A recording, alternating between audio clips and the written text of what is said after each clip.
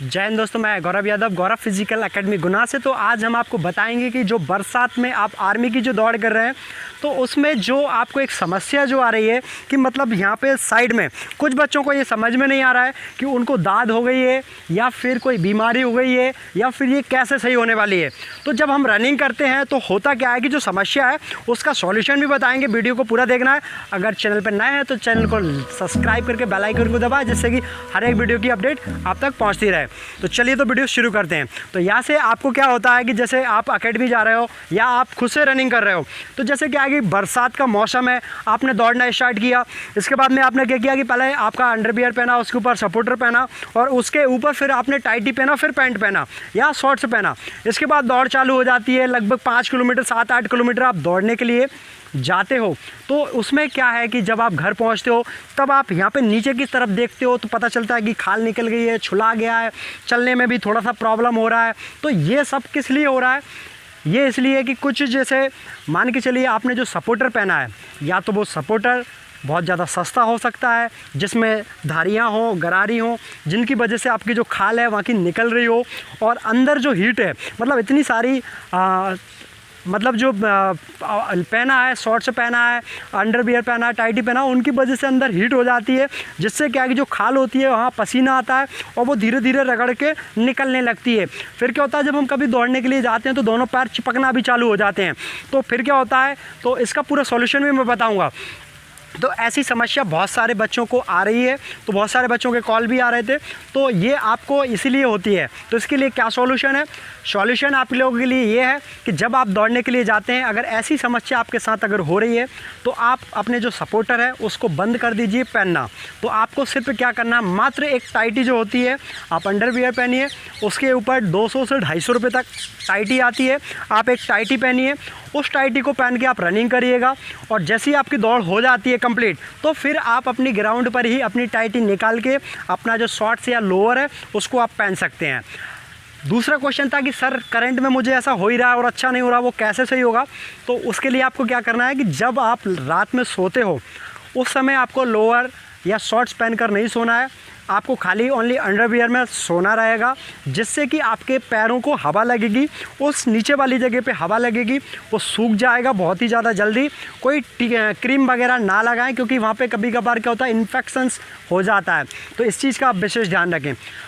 दूसरा क्वेश्चन है कि सर ज़रूरी है कि सपोर्टर या टाइटी पहनकर दौड़ने के लिए?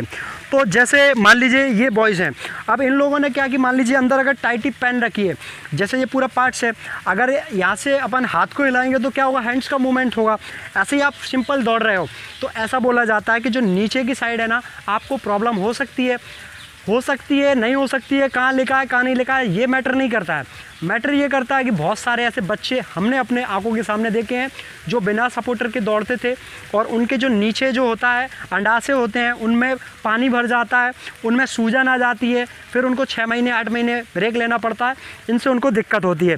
ऐसा हमने लाइव देखा है। बाकी का ये नहीं है कि सपोर्टर पहन के दौड़ें, बिल्कुल सपोर्टर पहनिए, सपोर्टर नहीं पहन सकते तो टाइटी पहनिए, मतलब आपको पहनकर ही दौड़ना पड़ेगा जिससे आपका यहाँ का जो पार्ट रहे, डिस्टर्बेंस आपका दौड़ में ना हो। जितने भी आप बड़े बड़े जो एथलीट्स देखते हैं इंटरनेशनल नेशनल, वो सभी टाइटी पहनकर दौड़ते हैं, कोई फुल टाइटी कोई हाफ टाइटी, क्योंकि जिससे आपकी जो मसल्स होती है वो ज़्यादा डिस्टर्ब ना हो और जिससे आपको परेशानी, मांस फटने का डर ना हो।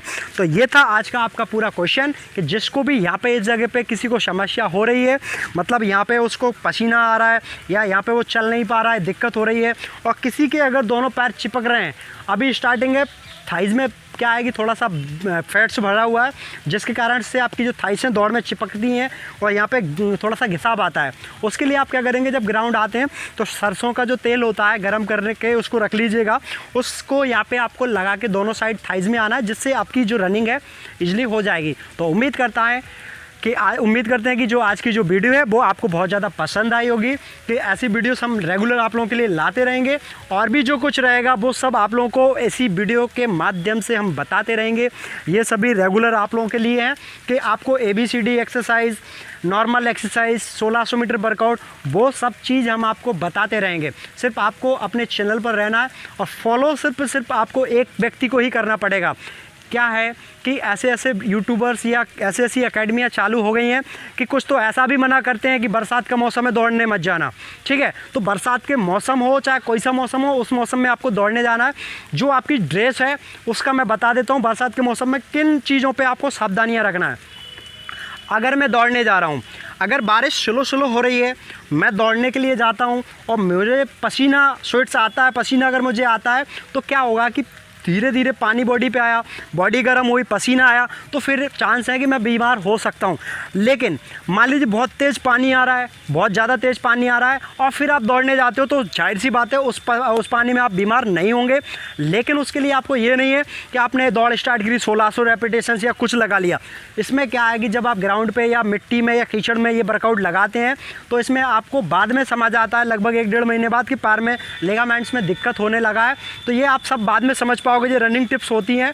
तो इसके लिए आपको क्या करना है, अगर आप जाते हो, प्रैक्टिस बंद नहीं करना है, तो सिर्फ आपको अपना लॉन्ग रनिंग करना है। आप लॉन्ग रनिंग कीजिए, कोई दिक्कत नहीं। और 150, 250, 400 रुपये तक का आप क्या करेंगे, एक मात्र रेनकोट खरीद लीजिए। मान लीजिए आज दौड़ने गए, आज भीग गए, कल दौड़ने गए, कल भीग गए, तो इससे क्या है कि आने वाले समय में बहुत सारा हमारा पैसा खर्च होगा, प्रैक्टिस नहीं हो पाएगी और कोरोना जैसी बीमारी में हमको कहीं पे हॉस्पिटल में एडमिट होना पड़ेगा। तो इसके लिए हमें क्या करना है, एक रेनकोट खरीदना है जिससे हम अपनी एवरीडे की प्रैक्टिस कर सकें। अगर आप रनिंग करने जा रहे हैं और जो आपके शूज़ होते हैं वो गीले हैं, आज गीले हैं, कल नहीं सूख पा रहे हैं, तो वो कैसे सही होंगे वो मैं आपको अगली वीडियो में बताऊंगा। कि आप रनिंग पूरी करें और आपके शूज़ 2 घंटे से 3 घंटे के अंदर, कितना भी मोटा सॉल हो, 2 घंटे में आपका शूज़ सूखेगा, अगले दिन की प्रैक्टिस फिर होगी।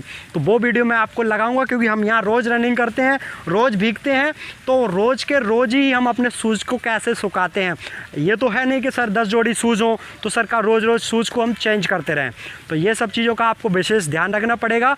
और जो राजस्थान एकेडमी वाले हैं जो बता रहे हैं कि बरसात के समय में दौड़ने ना जाएं, तो उनसे बोल देना कि भाई साहब आपका जो ज्ञान है इसको थोड़ा सा बढ़ाएं, क्योंकि जो नेशनल इंटरनेशनल जो धावक होते हैं वो अपनी प्रैक्टिस करते हैं। हम भी नेशनल खेलते थे तो स्टेयर्स वर्कआउट होते हैं, कुछ जीने वर्कआउट होते हैं, मंदिर वर्कआउट होते हैं, कुछ पार्क वाले वर्कआउट, गार्डन वाले, मतलब वर्कआउट कभी नहीं रुकता है, क्योंकि ये चलने वाली चीज़ है, रुकने वाला काम नहीं है। अगर तुम रुक जाओगे ना तो 3 महीने में कुछ नहीं हो पाएगा और इनके चक्कर में पड़ जाओगे तो इनको तो आज ही अनसब्सक्राइब करो, फेंक दो। ये गलत आपको टिप्स देते हैं। आज के लिए इतना ही, फिर मिलता हूँ। जय हिंद, जय भारत।